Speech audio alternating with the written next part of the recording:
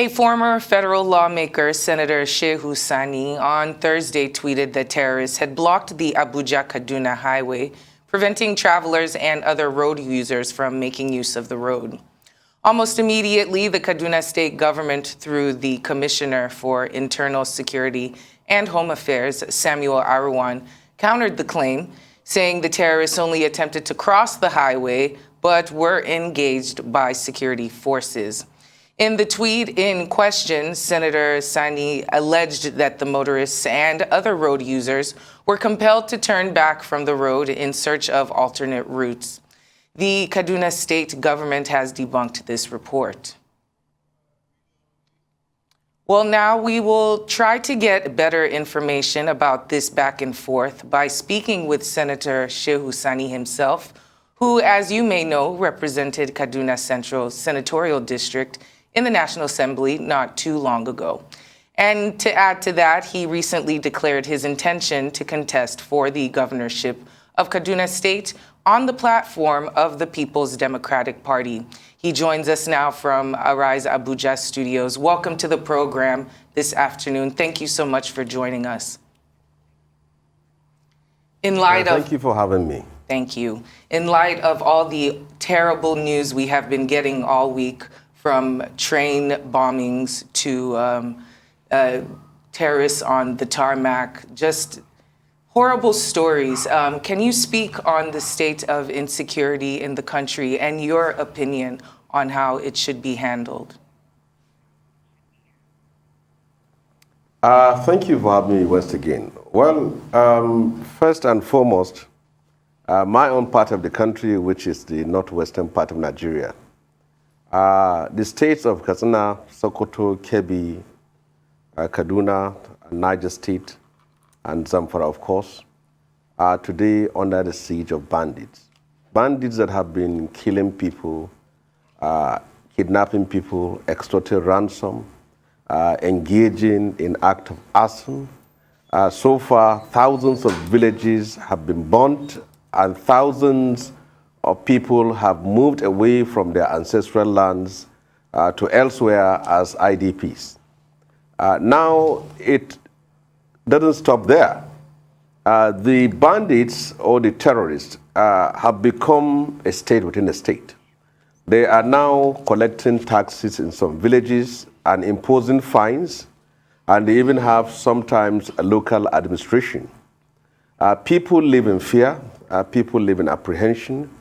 There is virtually a loss of hope on the side of the people as far as the capacity and competence of the government and security agencies to protect them. In my state, as you know very well, bandits have virtually blocked all access to the state. Not physical blocking, but you can't move to the state either by plane or by train or by road without the fear of getting into the hands of bandits. And unfortunately, if you divide the state into two or three, northern and southern Kaduna, in southern part of Kaduna, they are engaged in acts of mass killings and burning down of houses and also exterminating people and driving them away from their ancestral land. In northern part of Kaduna, they are kidnapping, killing people, at the same time also making life unbearable for thousands of others. Now, it's not just that. They have even moved to the city.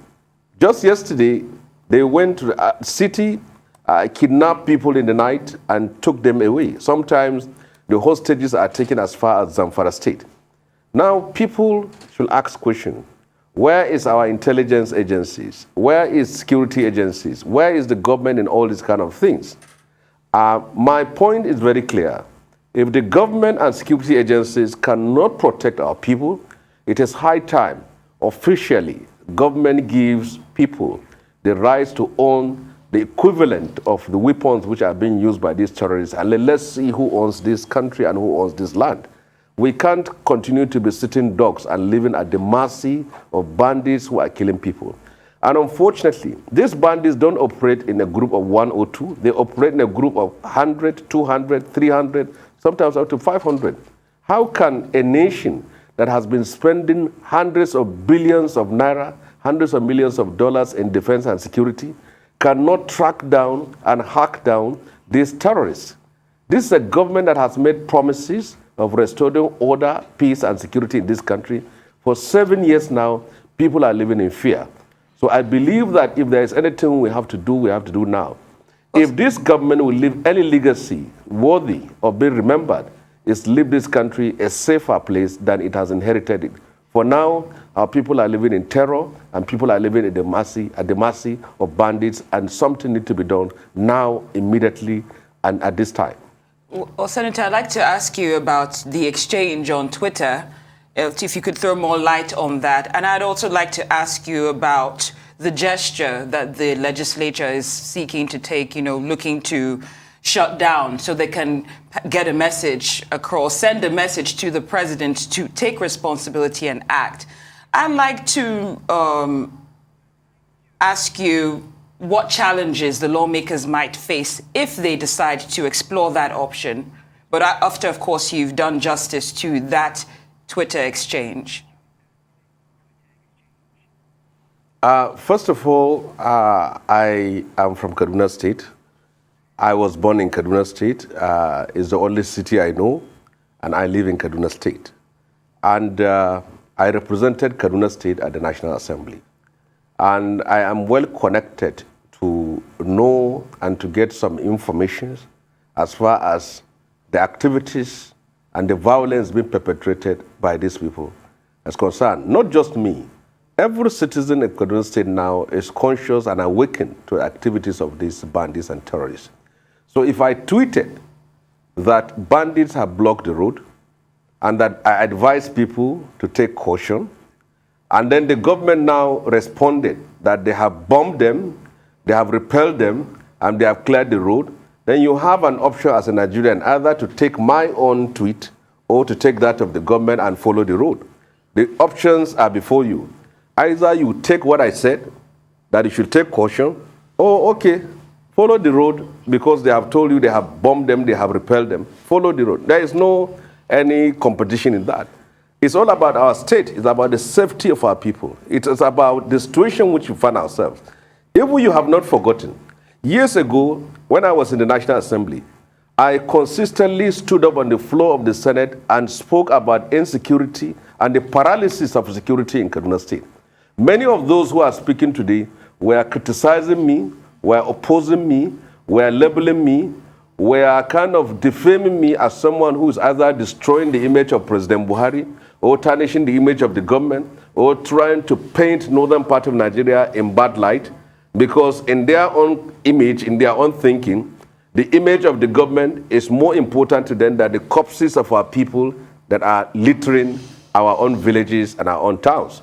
They have consistently attacked me, they have consistently defamed me for standing up and speaking about insecurity in Kaduna State and other northern part of Nigeria.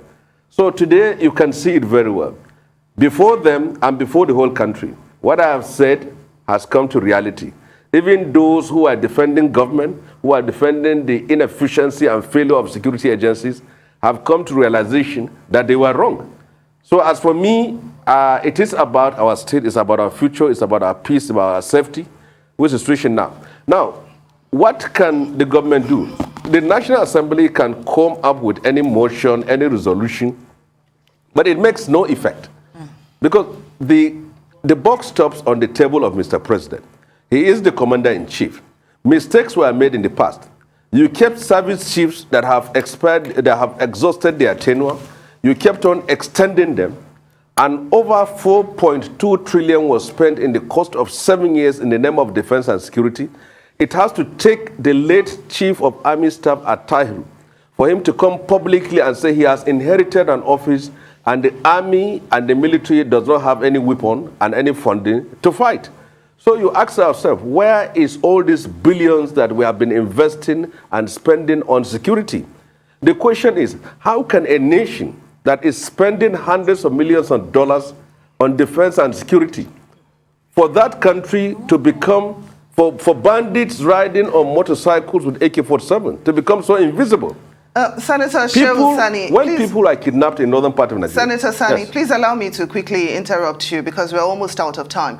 Now, I know you're aspiring to be the governor of Kaduna State under the platform of the PDP. What would you do differently to boost security in Kaduna State if you are elected governor? Well, I have a master plan to addressing the problems of insecurity in Kaduna State. But whatever I will do is not possible to achieve it without the cooperation, support, and synergy with the neighboring state. Kaduna neighbors Niger, which is another bandit-infested state. Kaduna borders Zamfara. Kaduna borders Kaduna State. All these are bandits-infested states. We have to work together. But if I can say categorically, first thing I will do is to make sure that the 23 local governments we have in Kaduna State have drone stations. Drones that can provide intelligence information and launch attack directly on where these bandits are. Secondly, I will organize the locals into a defensive force and give them the necessary finance and equipment to take this war to the camps of these bandits. It's very important we do that. The next thing, the volunteers, the vigilantes that have organized themselves to volunteer to defend their town, defend their ancestral town, must be given the opportunity to do that. Lastly, I will ensure that security votes in my state goes to the existing established, constitutionally recognized defensive and security agencies in the state by providing them the equipment, the vehicles, and the necessary support they need to go after these criminals. If we don't do this, we can't just be making noise. We are tired of people are being kidnapped and the government only does nothing other than talk. Federal government must come to the aid of Kaduna State. We are in deep trouble. Wow. Thank you so much for joining the program and shedding light on this topic, Senator Shehu Sani. It was good to have you.